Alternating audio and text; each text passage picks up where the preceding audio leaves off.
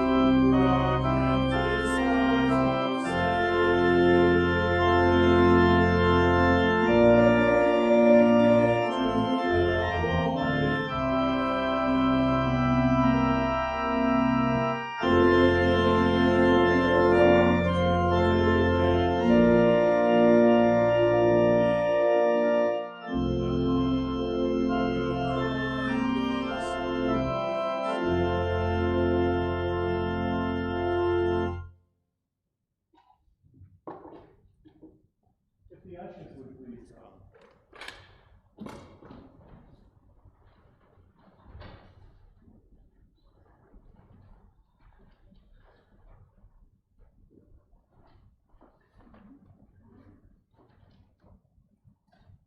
Let us pray.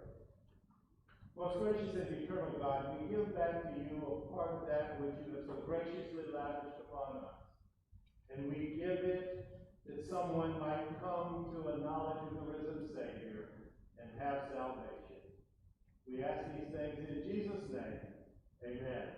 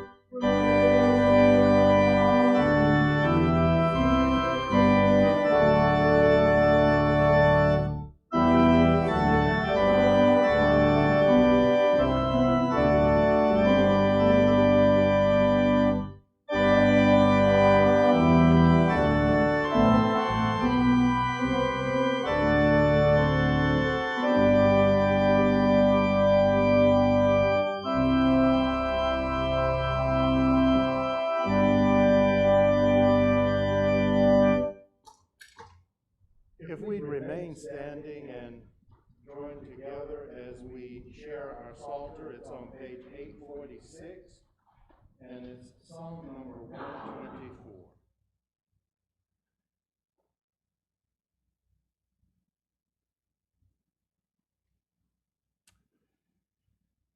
If it had not been the Lord who was on our side, let Israel now say,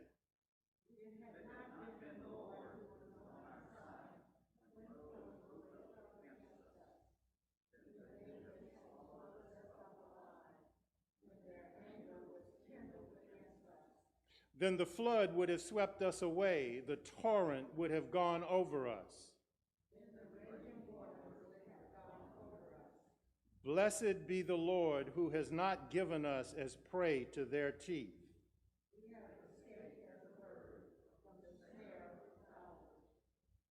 The snare is broken, and we have escaped.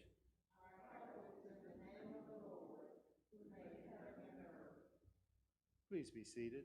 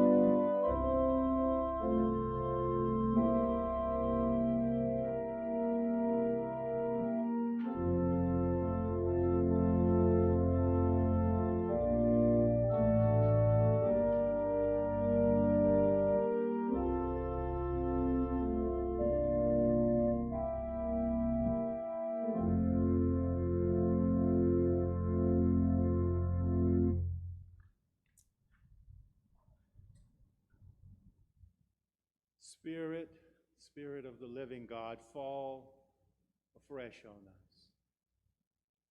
Lord, as we come today, we give you thanks. We give you thanks that we were able to come out this morning to your house and be about the business of worship. Lord, we give you thanks for the fellowship and the friendship of the family of this Sardis church. Lord, we give you thanks that we live in a country where we can open our Bibles and be free to share among ourselves and share with others the good news of Christ Jesus. Lord, we give you thanks for the gift of your Son, Jesus Christ, and his shed blood through which we have the victory over sin and death. We give you thanks for your Holy Spirit that dwells within us and guides our every step. And Lord, we come today in a spirit of thanksgiving, but we also come in a spirit of petition. Lord, we come asking that we might see an end to this pandemic, which has so brought chaos to the world. Lord, we come asking that you would pour out your wisdom and your knowledge in those who research for vaccines and who research for treatments, that we might defeat the COVID virus. And Lord, when that happens, we'll give you all the credit because you alone are worthy.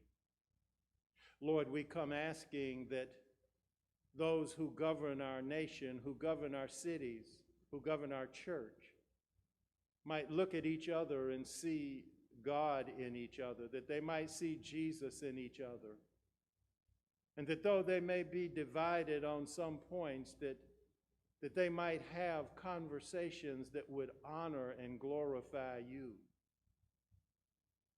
Lord, we pray for these things. We pray for our families. We pray for our children. We pray for those who are ill and struggle with illnesses, not just with COVID. We pray for those that have lost loved ones and those that walk ever so closely to the valley of the shadow of death. Lord, we pray for these things. We ask them because we know that we're your children. And we pray now the words that you gave us to pray. Our Father, who art in heaven, hallowed be thy name. Thy kingdom come, thy will be done, on earth as it is in heaven. Give us this day our daily bread, and forgive us our trespasses, as we forgive those who trespass against us. And lead us not into temptation, but deliver us from evil. For thine is the kingdom, and the power, and the glory forever. Amen.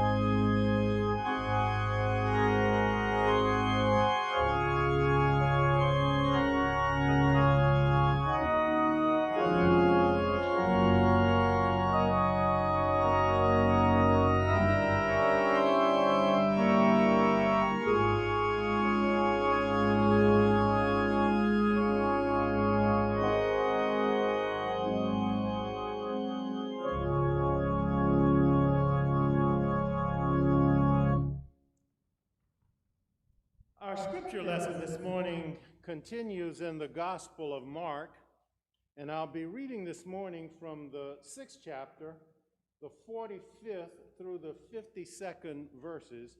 And if you'd like to follow along with me, it's on page 39 in the New Testament section of the Pew Bibles.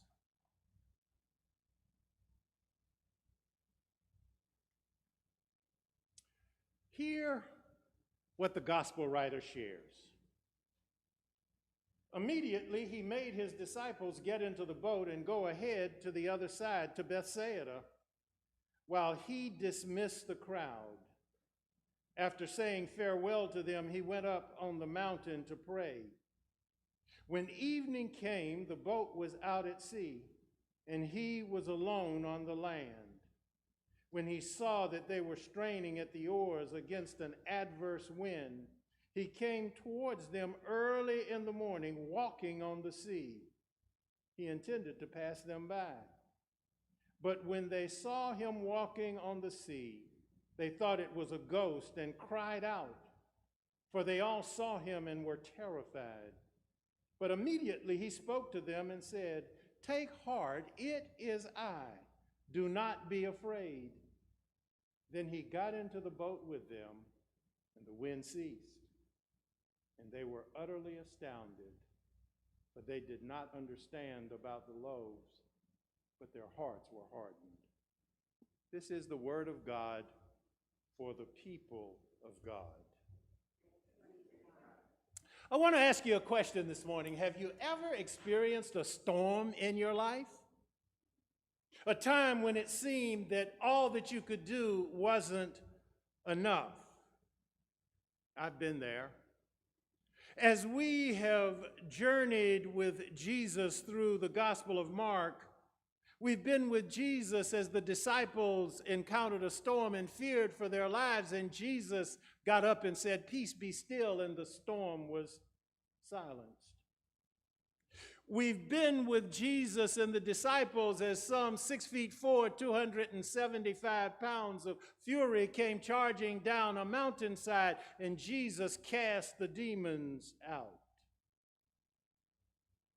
We watched seriously as an ill woman touched the hem of his garment and experienced immediate healing.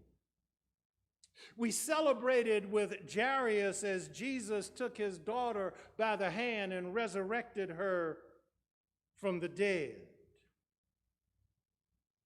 Following these miraculous events, Mark tells us about Herod beheading Jesus' cousin, John the Baptist, and how he sent the disciples out to preach and share the good news of the kingdom of God in the villages that surrounded where they are. We sat on a hillside with the multitude near Capernaum and experienced the miracle of the loaves and the fishes. And in our journey with Mark, this brings us to the event that we shared in our scripture today. Jesus walking on the water is one of the most well-known things that Jesus did. In fact, a friend of ours painted a little picture for Mary and I that's a picture of the disciples in the boat and Jesus walking on the water. The clouds loom above, and you can see the white caps as the wind blows. And here's what the Bible says. When the evening came, the boat was out on the sea, and he was alone on the land when he saw that they were straining at the oars against an adverse wind. You know, I thought about this, and after I've read this passage, if I'm a disciple, next time Jesus tells me to get in a boat, I might think that I want to do something different. In fact, I think that perhaps I should do just the opposite. And to make this worse, this time he's not even in the boat with me. Have you ever felt like you were alone when a storm raged in your life? Let me see if I can paint the picture for you. These disciples have been out there rowing for hours, by some account as many as 8, and they're no closer to shore than when they started. However, that's not how the story ends. Mark continues. When he saw that they were straining at the oars against an adverse wind, he came towards them early in the morning, walking on the sea. Let me suggest to you that the journey that we have traveled with the disciples is an image of the journey that we travel in our lives. As we sail the sea of life, sometimes the surface is as calm as a lake on a windless night. Other times we experience the fury of a Category 5 hurricane. And we have names for these hurricanes. We call them COVID and cancer. We call them divorce and addiction. We call them betrayal in our relationships. Sometimes we call them death. They may be emotional or physical, or sometimes they're both. Some are individual and others are collective. And I'm confident that if you think in your mind that you could add a few names to that list that I've begun. We find ourselves in these storms and we pray for the storm to calm, and at some point the adverse winds cease and the waves subside. And then for a period of time we find ourselves in the land of miracles. Our life is comparable to sailing on the placid sea. Then all of a sudden the wind begins to blow and the water begins to swirl. And just as the disciples encountered another storm, we find ourselves yet in the middle of another of life's storms. However, let me remind you of what happened that night on the Sea of Galilee. When he saw that they were straining at the oars against an adverse wind, he came towards them early in the morning, walking on the sea. What that tells me is that Jesus was very aware of what was going on with the disciples. He was very aware of their predicament even before it happened.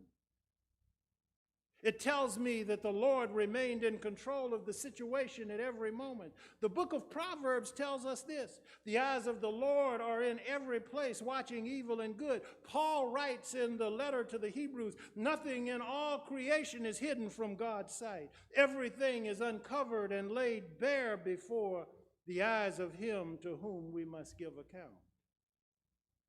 King David experienced many storms in his life, threats of execution, the death of children, commission of sins, including murder. And yet he speaks to us of the omnipresence of God. Here's what he wrote: where can I go from your spirit? Where can I flee from your presence? If I rise on the wings of dawn, if I settle on the far side of the sea, even there your hand will guide me, your right hand will hold me fast. Jesus knew exactly where the disciples were and how he would save them. And the same is true of Jesus' relationship with us. Jesus knows where you are emotionally and physically. Jesus knows exactly what you mean, what you need. Remember that alone feeling? Don't ever forget that you are not ever alone. The scene of the disciples illustrates the situation of God's people today. We find ourselves in the midst of a stormy world, toiling and seemingly ready to sink. Think about the conflict on all levels of the political landscape. Think about the conflict that exists in so many families today. And if you really want to stir up a storm, go someplace and start to tell somebody about Jesus. But I'm here to tell you this morning that people need Jesus. Jesus is the ultimate peacemaker. And if ever we needed a peacemaker, now is the time. And don't be deceived. You know, as Christians, sometimes we get this message. I call it the prosperity gospel. You know that if you turn your life over to Jesus, everything's going to be all right. There'll be smooth sailing. And some of the guys on TV even go further than that. They say, you know, what you need is to sow a seed of faith. If you sow a $10 seed, that'll produce this. If you sow a $100 seed, that'll produce that. The larger the seed, the greater the reward. But I'm here to tell you this morning, nothing could be further from the truth. Remember what Jesus warns. In this world, you will have trouble. We find ourselves sometime in the storm because we have contended for the faith, because we have obeyed what God has told us to do. But let us always remember that He has allowed us to be here and He will care for us. When the hour seems the darkness, when the storms of life rage and the winds of evil and reach hurricane force, when it seems all is lost, Jesus will come to us and we will reach the shore. You see, each new experience of testing demands of us more faith and courage. And each of these experiences gives us a more solid foundation to build on. I'm reminded of a line from an old gospel hymn, and it's this line: if I never had a problem, I wouldn't know that Jesus could solve them.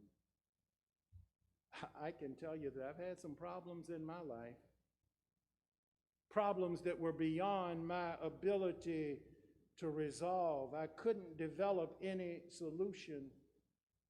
And Jesus shows up being the light in the darkness and leads me beside the still waters. If I had never had a problem, I wouldn't know that God could solve them. Let us be reminded that on our journey with Mark, we have already seen Jesus solve the problems of hunger, the problems of illness, the problems of death. And when we think about his sacrifice for us on the cross, we can look forward to a time when each of these will be solved for all eternity.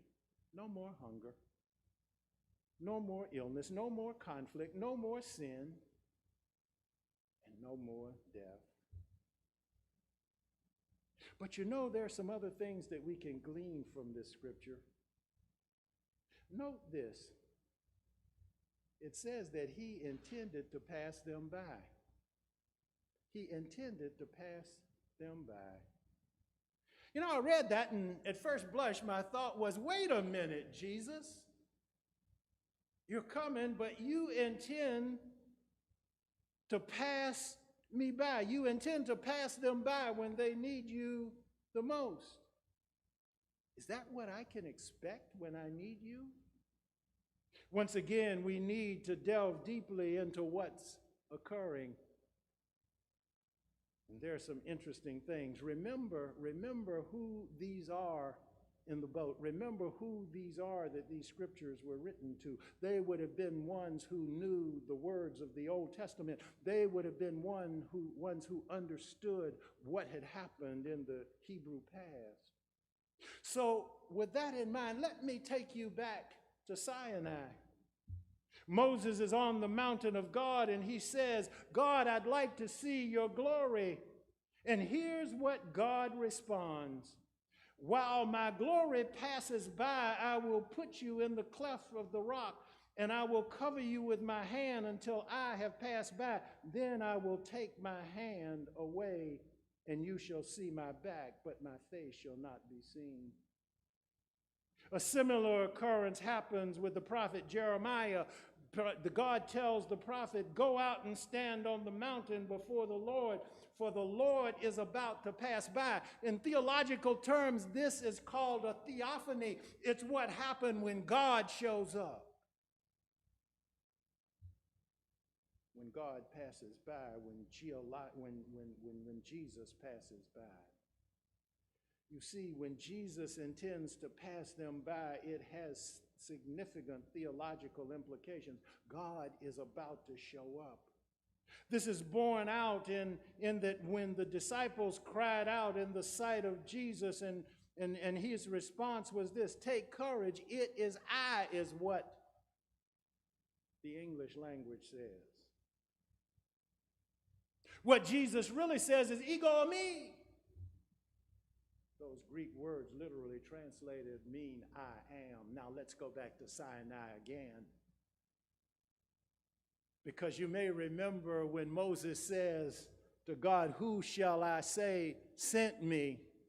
And God says to him, tell him that I am sent me. You see, what Jesus is saying is that he is the same God that passed by Moses and Elijah, and he is the same God that's walking on the water. Let me be a bit more contemporary. I can't tell you how many times I've been with someone who was very ill and had them say to me, you know, Jesus was in the room. I remember a particular church member, his name was David. And I visited with him several times during his last days in hospice. And David shared with me, he said, you know, I've had a conversation with my children and I think they're okay. He said, but Reverend Chuck, you know, it's interesting. He said, sometimes when I'm in here by myself, Jesus comes to me and we have a conversation together. And he's assured me that everything's going to be okay. The great I am came to David in the person of Jesus. Even more recently, I had a conversation with someone who had been in a rehabilitation center for a while, and they shared with me that every time that they turned over and looked at the chair, Jesus was sitting in the chair next to them.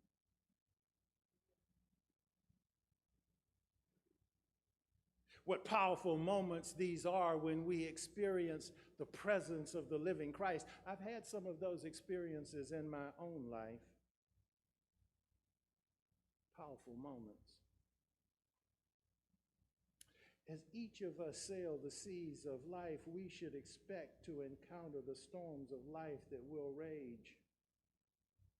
However, let us be reminded that what Jesus does with the disciples, he does with us also. Mark relates what happened. Then Jesus got into the boat with them and the wind ceased. You know, it's interesting. This passage about Jesus walking on the water occurs in 3 of the Gospels, Matthew, Mark, and John. And in one of them, in the Gospel of Matthew, Peter jumps out of the boat and goes walking on the water as well until his faith falters. But the interesting piece about this is that Jesus is always interested in getting to the other side. And what the scripture tells us is that when Jesus got into the boat with them, that the wind ceased and they immediately ended up at the destination to which they were going. They had gotten to the other side. Jesus promises that he'll get in the boat with us when the storms of life rage. The picture of Jesus walking on the water reminds me of a poem that my mother often shared with me. It was written by a gentleman by the name of William Cowper, and he wrote this after attempting suicide. Wrote these words: God moves in a mysterious way his wonders to perform. He plants his footsteps in the sea and rides upon the storm. Ye fearful saints, fresh courage take. The clouds ye so much dread are big with mercy and shall break in blessings on your head. What God wants you to know this morning is that Jesus is the ultimate storm calmer and the ultimate blessing bringer. And when you find yourself in the midst of one of these storms, if you look out, you'll see the great I am. You'll see the Jesus coming, walking on the water, getting in the boat with you, and bringing the storm to an end.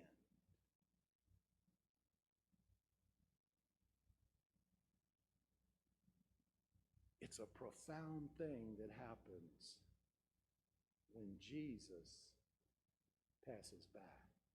Let us pray. Lord God, we thank you for being the peacemaker. We thank you for being the one that calms the storms in our lives. We thank you that you get into the boat with us. And Lord, we thank you for the gift of eternal life that you have given us, the gift of eternal peace that you've given us. And we thank you for the imputed righteousness. We pray these things and we lift them up. We do it in Christ's name. And God's children all said, let us stand and sing together. Hymn number 673, God be with you till we meet again.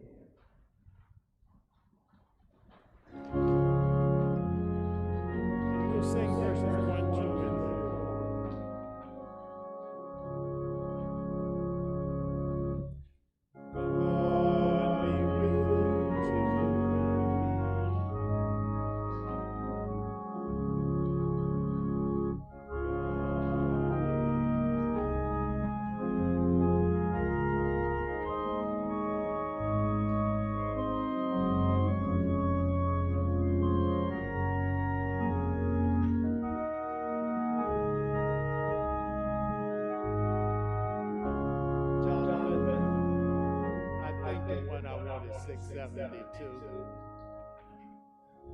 I think that's a little different.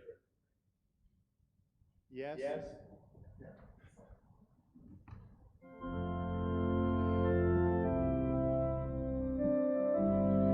That's the one I know. God be with you till we meet again. By his counsels guide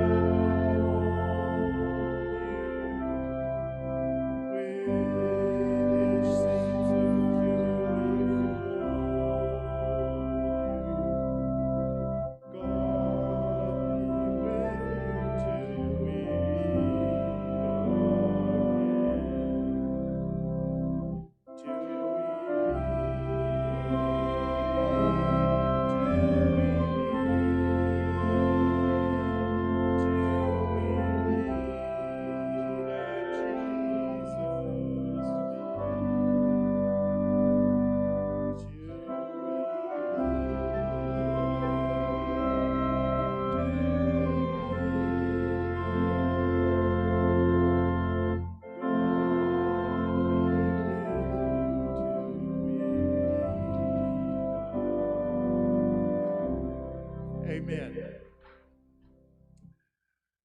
May God be with you till we meet again. May God pour his Holy Spirit out upon you, and may you go with his peace, may you go with his power, and may you go with the sweet communion of his Holy Spirit both now and forever. Amen. Please be seated.